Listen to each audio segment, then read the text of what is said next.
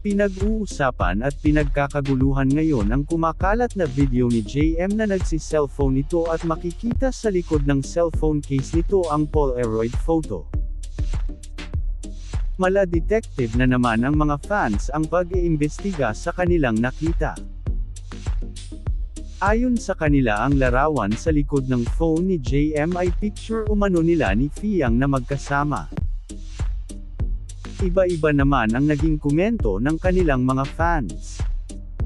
Yan yung picture nila sa ABS-CBN, nakita ko yan.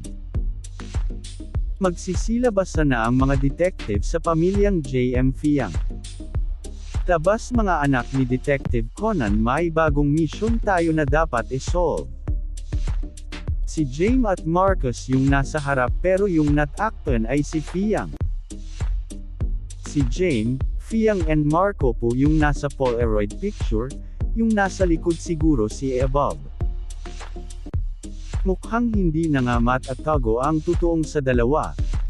Dahil sa isa namang behind the scenes sa rehearsal nila sa ASAP, ay makikita ang pagyakap ni Fiang ng mahigpit kay JM.